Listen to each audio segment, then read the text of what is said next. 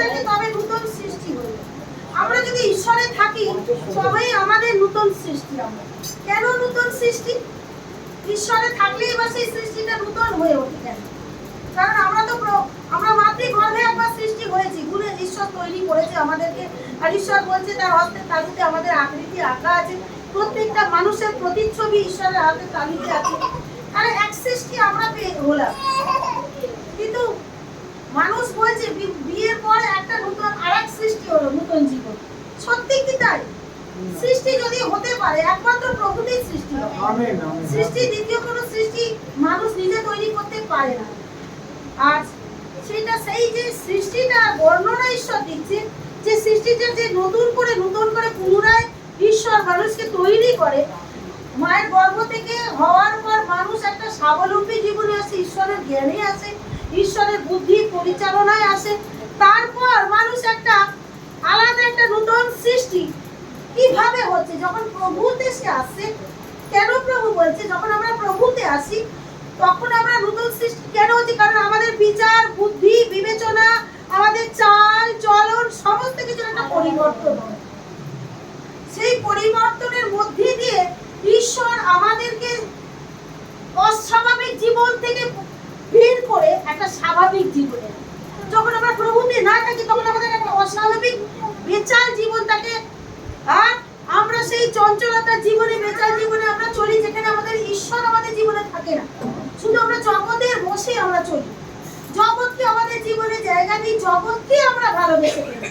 কিন্তু ঈশ্বর বলছে যখন আমরা ঈশ্বরে আসি তখনই কিন্তু আমাদের জীবনের একটা নতুন সৃষ্টি হয়, নতুন করে জীবনের সৃষ্টি হয়। আমরা মানুষ থেকে, যেটা আগে আমরা মানুষ থেকে অমানুষ থাকি, কিন্তু ঈশ্বরের কাছে আসার পর আমরা অমানুষ থেকে মানুষ।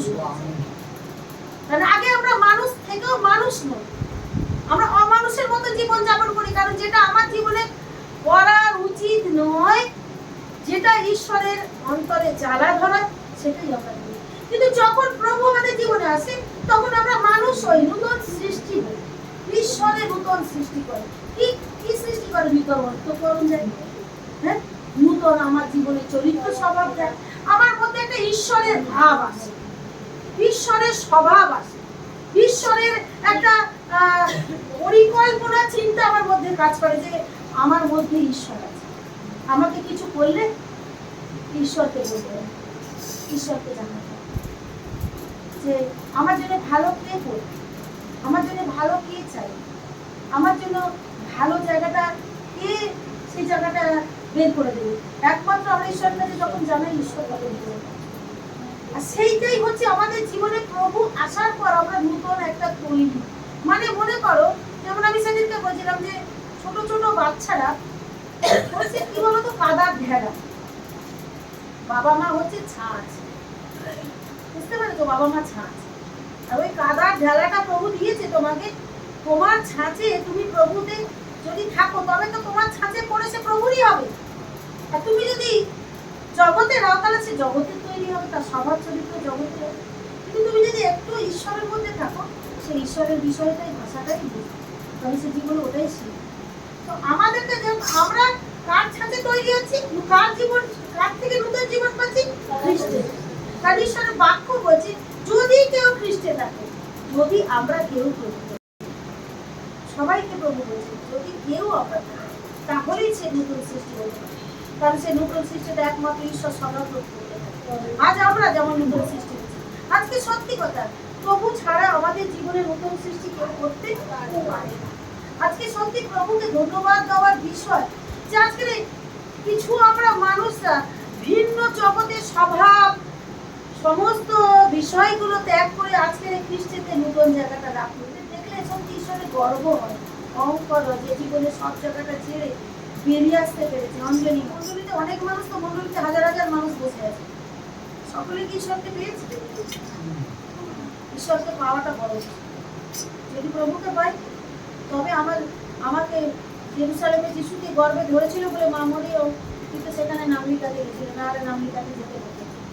তাই আজকে যদি আমি প্রভুকে চিনি তবে স্বর্গে আমার নামটা লেখানো, না হলে আমার নামটা স্বর্গে লেখানো হতো না। আমার নামটা স্বর্গ পর্যন্ত পৌঁছাতো, তা আমি আজ যিশুকে চিনেছি বলেই স্বর্গ পর্যন্ত আমার নামটা উল্লেখ করা হচ্ছে পিতার কাছে। এটাই হচ্ছে বড় বিষয় যে যিশু কোথাও আমাকে গ্রহণ করেছে, আর আমিও যিশুকে কোথাও গ্রহণ করতে চাইছি, আমার ইচ্ছা আছে। দুটো চেষ্টাতে একটা জায়গা তৈরি হয়েছে, দুটো চেষ্টায় একটা জায়গা তৈরি হয়েছে যেখানে কোথাও আমার ইচ্ছা আছে, ঈশ্বরের আমার প্রতি প্রত্যাশা আছে। আপনার তাই এখানে বলছে পুরাতন বিষয়গুলি অতীত হইয়াছে। আমার পুরাতন বিষয়গুলো আর আমার জীবনে নেই, কারণ আমি এখন পুরাতন জীবনে নেই। পুরাতন সেই জায়গাগুলো আর আমি পুনরুক্তি করি না, পুরাতন জায়গাগুলো আর আমার প্রয়োজন পড়ে না, পুরাতন জায়গাগুলো আমার আর জীবনে কোনো প্রত্যাশাই রাখি না। কারণ আমি এটা বুঝেছি, যদি প্রত্যাশা রাখা যায় যিশুতে, তাহলে উদ্ধার পাওয়া যায়। আমেন।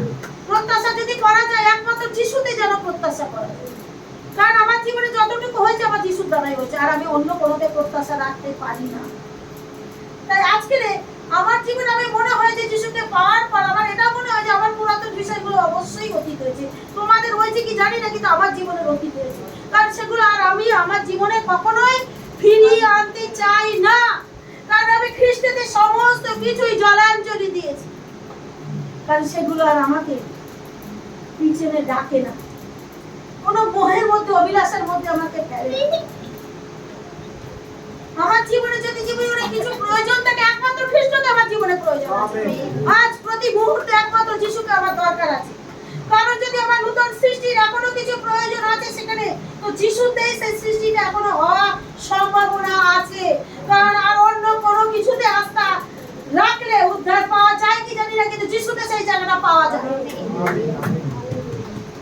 আজকে তাই অনেক কিছু বিষয়গুলো আমাদের জীবনে খুব সহজ হয়ে উঠছে, উত্তর পাওয়া যাচ্ছে যে যিশু এতটা, প্রভু যিশু জীবনে আমাদের জীবনে তারা এতটাই আমাদেরকে তার অনুগ্রহে পৌঁছাবার সুযোগ করে দিয়েছে।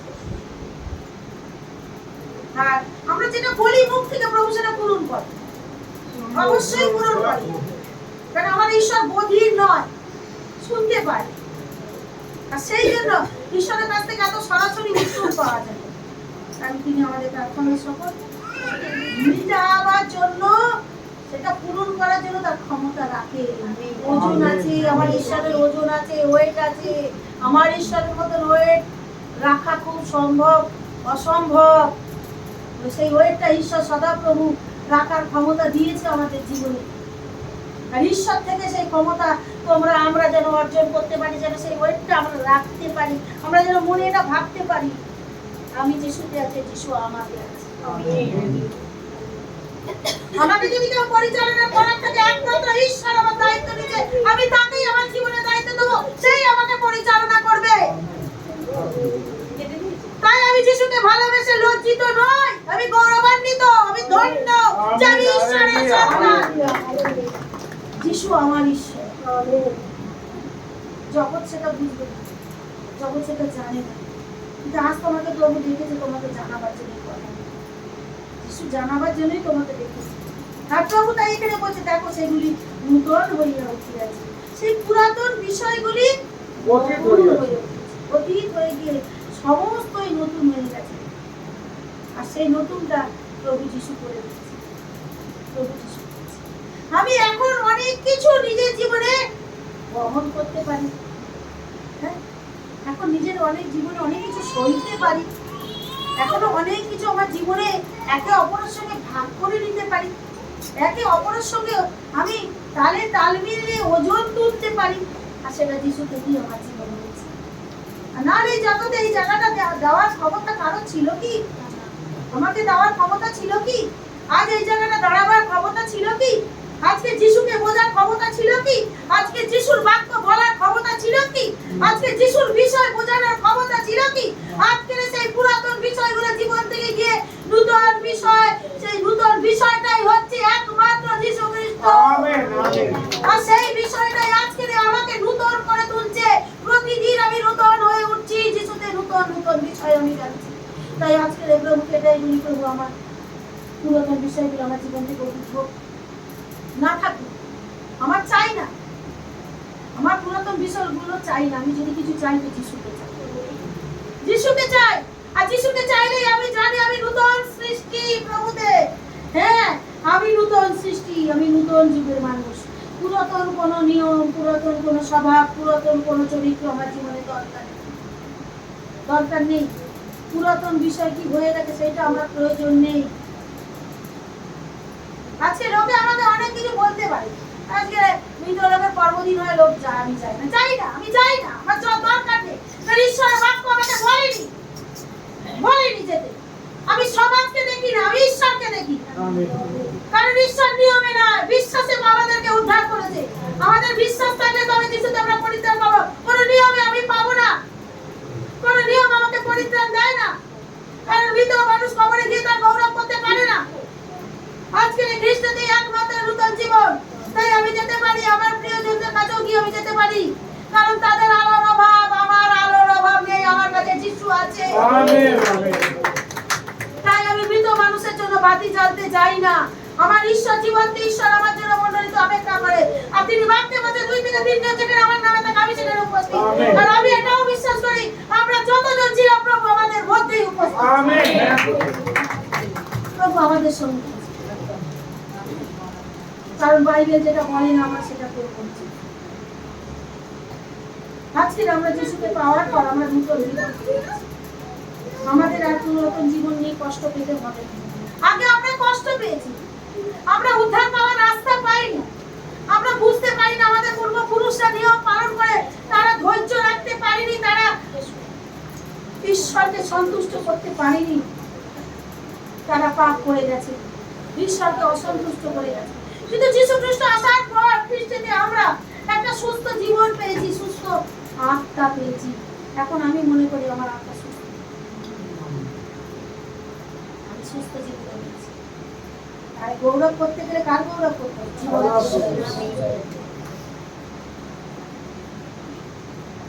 একদিন বাতি জ্বেলে দিয়ে আসবে, ভূতেরা কি আত্মা শান্তি পেয়ে যাবে? যে আত্মা মরে একবার বিনষ্ট হয়ে যায় না, সে ঈশ্বর যতক্ষণ না তার বিচার করে সে স্বর্গে যেতে পারবে না। এই যে থাকতে করতে পারছে, পরে কি করে ভূতেরা আমরা যদি গিয়ে এখন গোপনে বাতি জ্বেলে দিই তাহলে কি সে আত্মা ঈশ্বরের কাছে যেতে পারবে? তাই যাদের নিচে আছে যারা, তাদের আত্মার অন্ধকারটা দূর করবা। যারা মরে গেছে তাদের আত্মার অন্ধকার দূর করতে হবে, তার জন্য যিশু আছে দূর করার। তুমি জীবিত মানুষ, তোমার আত্মার অন্ধকারটা আগে তুমি নিজে দূর করো। তুমি যিশু নামের বাতিটা তোমার হৃদয়ে জ্বালো। বছরে একবার গিয়ে মৃত লোকের পর্বদিনে তুমি পর্ব পালন করে তাকে স্বর্গে যেতে পারবে না।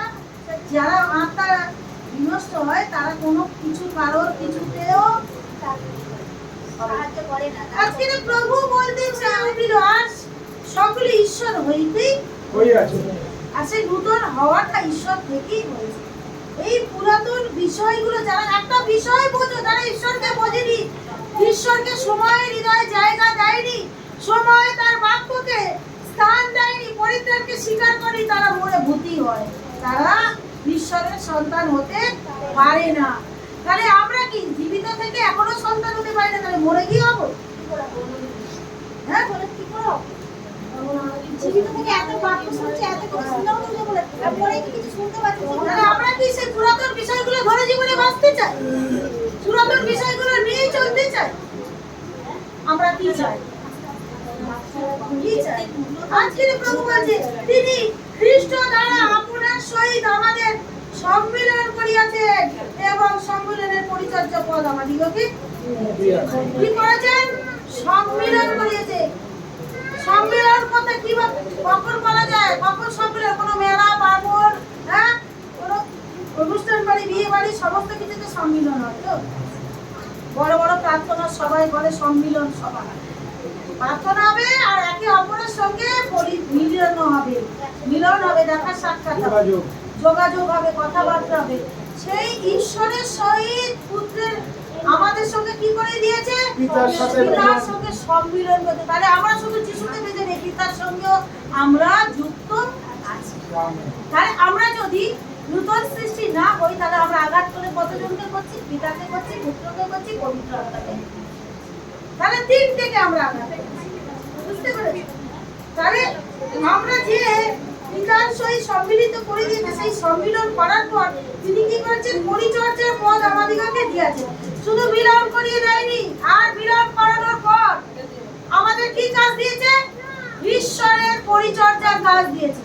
যেমন মগদলিনী মরিয়ম করছে, হ্যাঁ, মরিয়ম আর মগদলিনী করতো, পরিচর্যার কাজ করতো।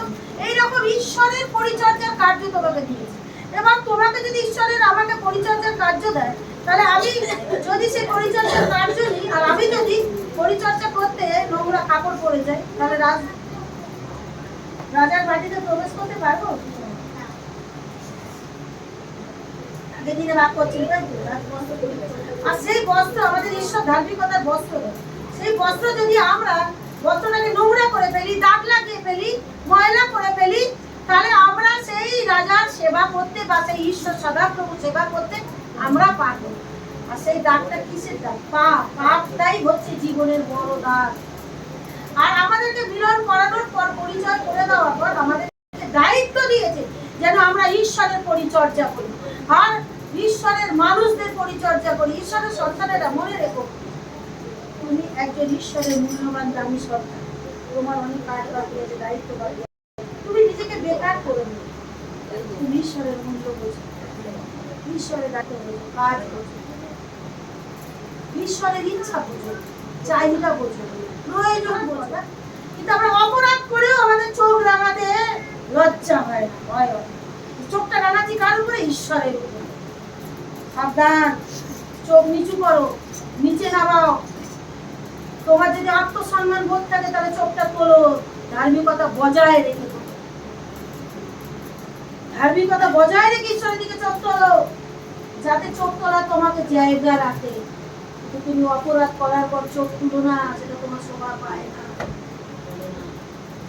কারণ তুমি যে অন্যায়টা করছো, ওটা করা উচিত না। তাই ঈশ্বর চাই আমাকে পুরাতন জায়গাটাকে ঝাড় দিয়ে দিতে।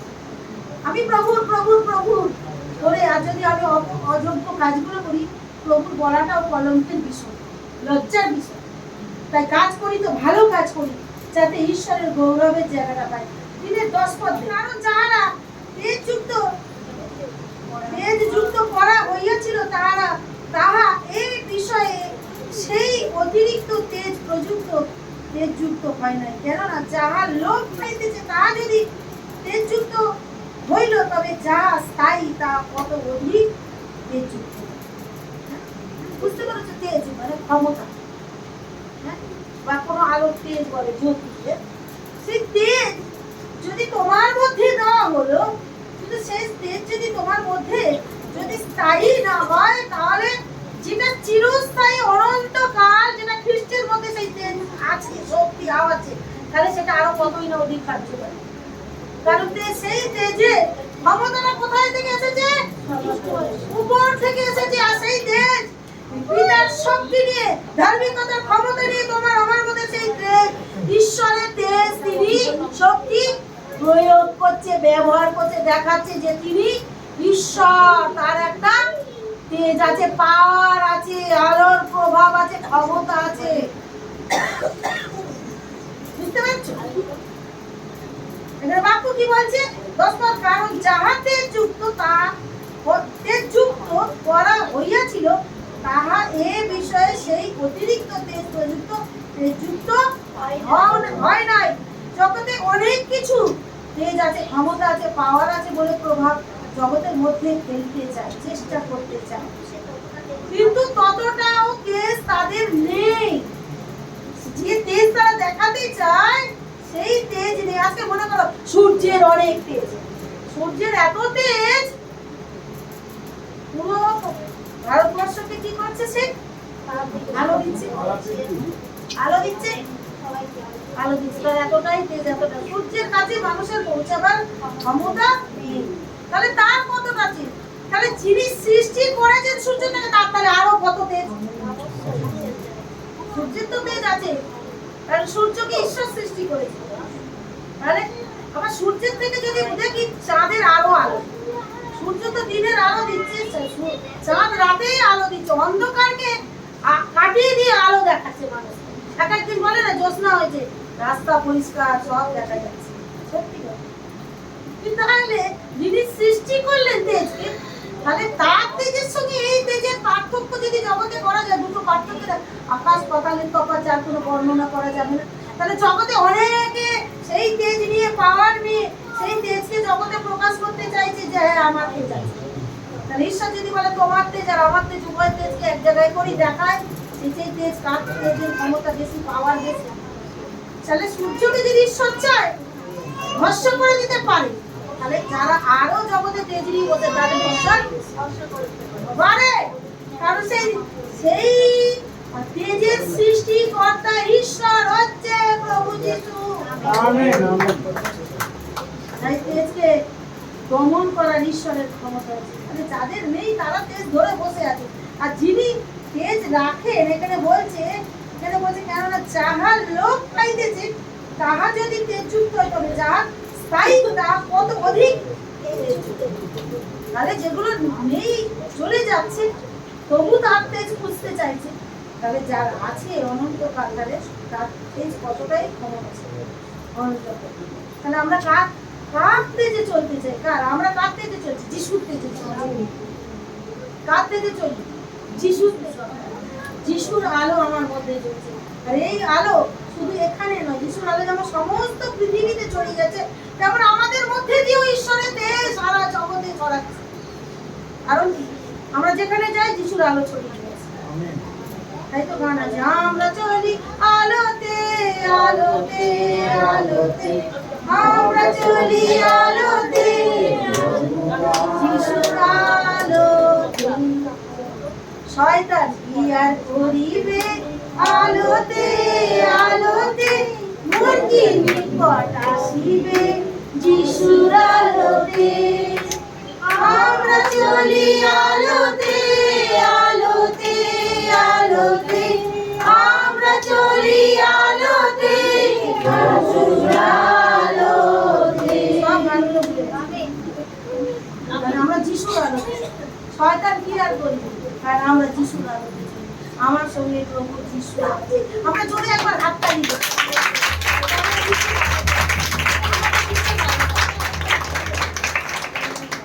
আমরা আলো দিই, আলো দিই, আমরা অন্ধকারকে সরাই।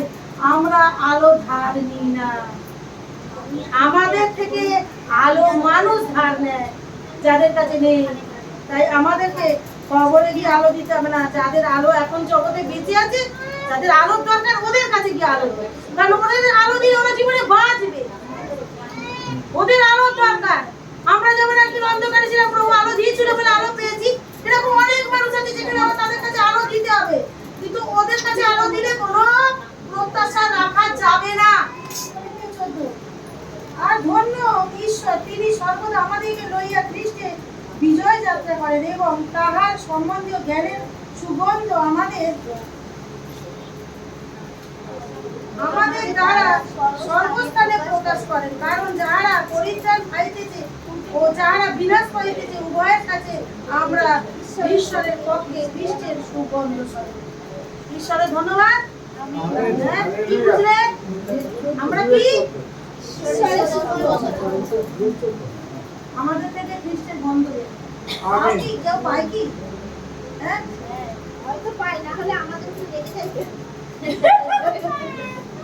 না, কিনে দেখে যাবে। এত এত এই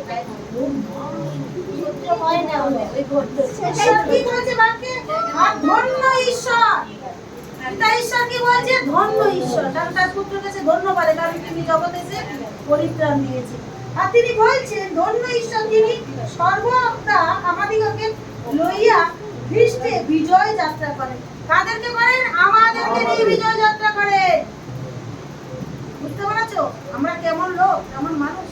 তুমি তার মূল্য বুঝছো? আমরা কি তার মূল্য বুঝছি? আমাদের ঈশ্বর কোন জায়গাটা দাঁড়িয়ে আছে, কোন পরিকল্পনাটা করে রয়েছে, কোন সাক্ষ্য বহনের জন্য জড়েছে। এই যে যখন মানুষ আমাকে বলেন, আমার একটা সহজ মনে হয়, সেটা কি করে যে আমি কাজ নিয়ে কি করবো, যা কিচ্ছু হবে না।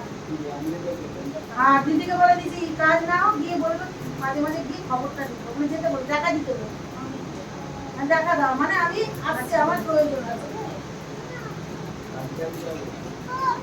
তুলকে বলছি মেয়ে ইন্টারভিউ দিল, মা এখনো কিন্তু হয়নি। আমরা আরে বাবা হয়নি তা কি, মেয়ে তো চলে গেছে, যা কাজ হয়ে গেছে। হয়ে গেছে বলেই তো সে গেছে। যে আমাদের ঈশ্বরের প্রতি একটা প্রত্যাশা, ঈশ্বর আমাদেরকে নিয়ে একটা জায়গা রেখেছে যেখানে আমাদেরকে নিয়ে ঈশ্বরও বিজয় যাত্রা করে, গর্ব করে। এরা কারা? এই লোক একটা মনে করো দল করলো, মিছিল করলো, কাদের? অমুক, কাদের? তমুক। এটা কাদের? এই মিছিলটা কাজ আছে যিশুর দলের মিছিল। হ্যাঁ, এটা যিশুর দলের মিছিলের লোক। আরে এরা যিশুর গৌরব করে, এরা যিশুর। অনেকে তোমাকে দেখে ও বাবা, কেউ গুরুত্বই দেবে না, কোনো মূল্যই দেবে না, আবার অনেকে প্রাধান্যতা দেবে, কারণ তারা যিশুকে জানে। যারা জানে তারা প্রাধান্যতা দেবে, কারণ তাদের কাছে যিশু হচ্ছে একটা বিষয়, একটা গর্বের বিষয়, অহংকারের বিষয়, যে আমি, আমার ঈশ্বর জীবন্ত ঈশ্বর, স্বর্গ এবং মর্তের ঈশ্বর, গৌরবের ঈশ্বর। আমি যদি সেই ঈশ্বরের চিরস্থায়ী বিশ্বাস রাখি, ভরসা রাখি, অবশ্যই উদ্ধার আমার জীবনের জন্য আছে। আমার জীবনের জন্য আছে, আমার পরিবারের জন্য আছে, আমার আত্মার জন্য আছে, আমার সমস্ত আমার প্রিয়জনের জন্য আছে। কারণ অনেকে বলে অমুকের জন্য প্রার্থনা করো, তমুকের জন্য প্রার্থনা করো। এখন প্রার্থনার জায়গাটা এমন, হ্যাঁ, ফোন করেছিল, বললো যে আজ আগে ফোন হচ্ছে না, এখন বাক্য দিচ্ছে, হার্ট অ্যাটাক করেছে, হসপিটালে আছে, আসাতে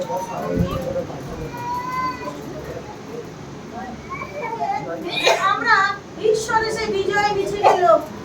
কতজন আমরা সেই যিশুর পিছনে মিছিলের জায়গা দিতে, তোমাদের সেখানে গেলে মার খেতে হবে, অপমানিত হতে হবে, আবার সমাদরও করবে, কিন্তু আমরা সেই মিছিলে যোগ দিতে চাই। চাই তো, বড়বি চাই তো, পুতুল চাই তো, সবাই চাই তো। আমরা যদি জীবনে কোনো মিছিল করতে চাই, তাহলে এই মিছিলটা কোথায় করতে যাবে? পার্লামেন্ট নয়, ঈশ্বরের রাজ্যে যাবে। আমেন। কারণ যারা পরিত্রাণ পাইতেছে ও যারা বিনাশ পাইতেছে, উভয়ের কাছে আমরা ঈশ্বরের পক্ষে খ্রিস্টের সুগন্ধ স্বরূপ। কত সুন্দর কথা। কারণ যারা পরিত্রাণ পায়, আমরা যারা প্রভু পরিত্রাণের অপেক্ষা করছি, তাদের কাছে, তারা ঈশ্বরের কাছে কি সুগন্ধ, সুন্দর গন্ধ। আমরা ফুল দিই ঈশ্বরের কাছে, সুন্দর শোভা হবে, গন্ধ ছড়াবে, ধূপ চালিয়ে সুন্দর গন্ধ দেবে। কিন্তু তোমার নিজের মধ্যে যদি গন্ধ না থাকে, হ্যাঁ, কি হবে বলো তো? সেটা বেকার হয়ে যাবে। তুমি মনে করো, তুমি একটা মনে করো, কথাই বলছি উদাহরণ, তুমি গায়ে আজকে ভালো করে শুটকি মাছ দেখেছো, দেখে আর ভালো করে সেন্ট দেবে, তাহলে সুগন্ধ তোমার ছড়াবে কি?